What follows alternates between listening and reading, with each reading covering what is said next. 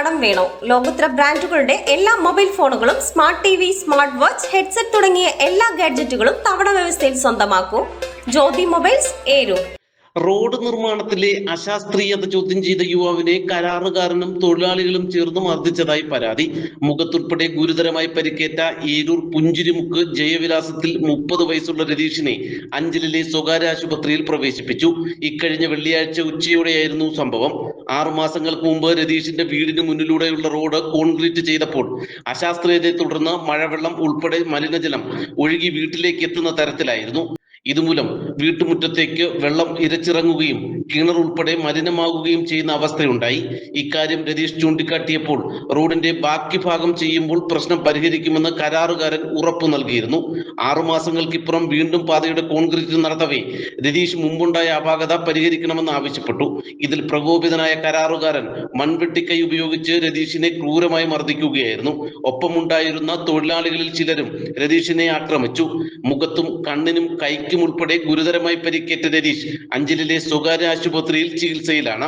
അന്ന് ഞാൻ ഇതുപോലെ എനിക്ക് സുഖമില്ലാതെ കിടക്കുമായിരുന്നു. ഞാൻ അത് കഴിച്ച കാലം ലോഡുണ്ടായിരുന്നു. അങ്ങനെ അത് കഴിഞ്ഞ് വന്നപ്പോഴാണ് ഞാൻ ഈ റോഡിന്റെ പണിയുടെ കാര്യം അറിയുന്നത്. ഞാൻ അങ്ങോട്ട് എന്ന് ചോദിച്ചു, രാവിലെ എന്താ ഇത് ഈ റോഡ് ഇങ്ങനെ കിടക്കുമ്പോൾ നിങ്ങൾ ഇത് വീണ്ടും ചരിച്ച് ഇങ്ങോട്ട് ഇട്ടാൽ ഈ വെള്ളം ഇങ്ങോട്ട് ഇറങ്ങത്തില്ല. ഇവിടെ കുട്ടികൾക്കും കൊച്ചുങ്ങൾക്ക് പോലും സ്കൂളിൽ പോകാൻ പോലും പറ്റാത്ത അവസ്ഥയിലാണ് ഈ വെള്ളം ഇവിടെ കെട്ടിക്കിടക്കുന്നത്.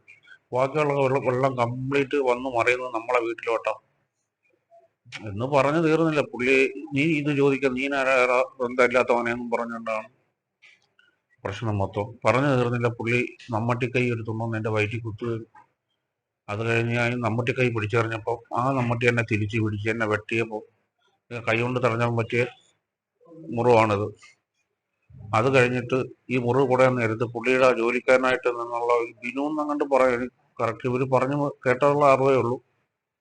പുള്ളി കയ്യിരുന്ന് തേക്കിൻ്റെ മറ്റേ തേപ്പ് പോലെ ഉണ്ടായിരുന്നു, ആ വെയിറ്റുള്ള അതെടുത്ത് ഒരൊറ്റ അടി അടിക്കുകയും ചെയ്തു. പിന്നെ എനിക്ക് ബോധമില്ല, ഞാൻ വീഴുക ചെയ്തു. പിന്നെ അവരടിക്ക് എന്തൊക്കെ ചെയ്തെന്ന് പറയുന്നു. അപ്പോൾ ഇവർ വന്ന് പിള്ളേരും പെണ്ണും കൂടെ വന്ന് പിടിച്ചു. അപ്പോൾ പിന്നെ എൻ്റെ ബോധം പോയി. പിന്നെ കുറച്ച് മാമയുണ്ടായിരുന്നു, മാമൻ്റെ വണ്ടി വിളിച്ചു എന്നെ ഹോസ്പിറ്റലിൽ കൊണ്ടുപോയി. സംസാരിക്കാൻ ബുദ്ധിമുട്ട്.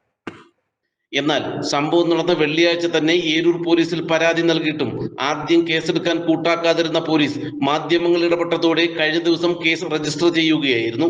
ഏരൂർ സ്വദേശിയും കോൺട്രാക്ടറുമായ രാഹുലിനെതിരെയും ഇയാളുടെ തൊഴിലാളി ബിനുവിനെതിരെയും ജാമ്യമില്ലാ വകുപ്പ് പ്രകാരമാണ് ഏരൂർ പോലീസ് കേസെടുത്തിട്ടുള്ളത്. സ്വാധീനം ഉപയോഗിച്ച് കേസ് അട്ടിമറിക്കാനുള്ള ശ്രമം നടക്കുന്നതായി പരിക്കേറ്റ രതീഷിന്റെ കുടുംബം ആരോപിച്ചു. ഉന്നത പോലീസ് ഉദ്യോഗസ്ഥർക്കും മുഖ്യമന്ത്രിക്കും ഇത് സംബന്ധിച്ച പരാതി നൽകുമെന്നും കുടുംബം അറിയിച്ചു. നാട്ടുവാർത്ത, ഏരൂർ.